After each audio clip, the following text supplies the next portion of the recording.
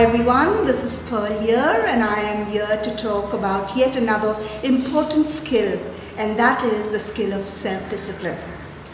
Down the ages we have seen that discipline is seen as something external, something that is executed by a person of authority over the others, and if the person or the child is not able to do as expected, then the child would be punished, mild or severe. But we have seen over the years that this kind of discipline does not help the child in any way. In fact, it leads to passivity, it leads to lack of creativity, and it also leads, more importantly, to irresponsible behavior. We as parents and educators need to know that the ultimate goal of our parental strategy should be to teach your child self-discipline. Self-discipline is nothing but something that comes from within. A child does a task only because he or she feels it is important for their growth and success. In fact, studies have shown that self-discipline is a better predictor of academic success when compared to IQ. Self-discipline helps in delaying gratification, it helps in resisting unhealthy temptations, and also the child is able to tolerate the discomfort needed to reach long-term goals. How do we teach self-discipline? I'll just show you a few ways of how to do that. The first important step is to create a routine. We may be wondering, children may find that boring, but it is just the contradictory. Setting a routine really helps a child to know what to do next. Have you ever seen your child? I have in my parenting years, where they would come and ask me, Mama, what to do next, and you're kind of worried, what do we give them now? This totally will be eradicated if you set a routine. And when you set a routine of when to get up, what to do when you get up, it has to be very precise. It cannot be very vague, but it's got to be precise. And then follow it as a ritual. It's got to be done every single day. And you will realize, because it becomes a ritual, children don't need you to tell them what are the things that have to be done.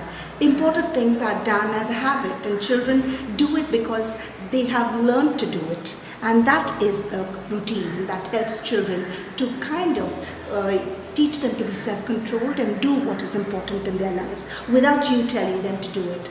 Another important step is to set family rules, and once you set family rules, you be a role model. I remember a parent jokingly saying, I make the law and therefore I am above the laws. That is not going to help a toddler, because a toddler will take that directly and say that, if my dad does not do it or my mom does not do it, then I don't need to do it. So you've got to make sure that you set rules such as, we use magic words when we want something, we say thank you, everybody helps around the house, we looked after our own belongings. These rules need to be set so that children know what they need to do, what is expected of them. Once they are following the rules, once they are following their routine, reward good behavior.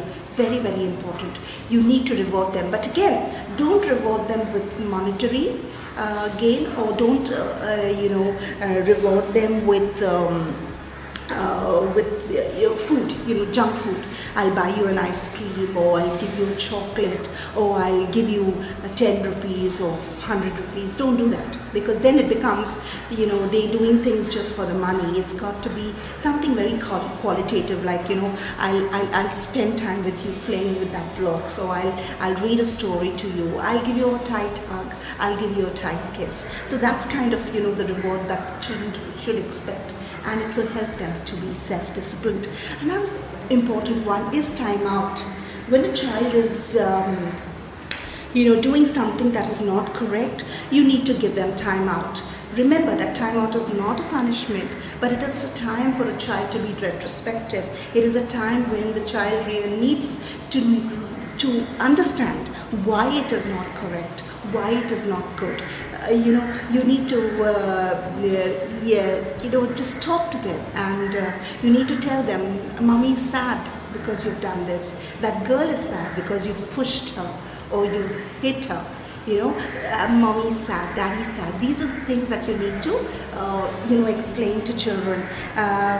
In the journal that we have stop, think, act. This is basically time out, where the child stops, thinks, and then makes a choice of doing what is right. You can also follow the good behavior versus bad behavior. That's very, very good. Wherein you put in the options for the child. This is something that is, usually in Chance Academy, my school, what I do is we ask children to enact, or we teachers enact it, and we show them what is bad behavior, and then we show the opposite, which is good behavior, and then we ask the children to choose, and then they know what is good and what is right. So that's really very important.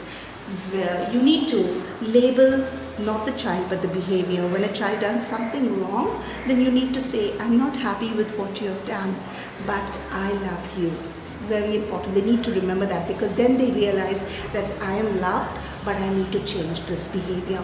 And last but not the least, you need to remember discipline is not something that is done from above. It is a democracy. So you need to speak to your children with respect. You cannot order them around, hey, come here, do this, do that. You can't order them. You need to teach them with respect. You need to talk to them with respect. And then they will be ready to work with you and not for you. You need to remember that. So I'd like to end with a beautiful quote that I have read sometime. It says, speak to your children as if they are the wisest, kindest, most beautiful and magical humans on earth, for what they believe is what they'll become. So remember, self-discipline, talk with respect, and you'll get the battle won. Good day, everybody.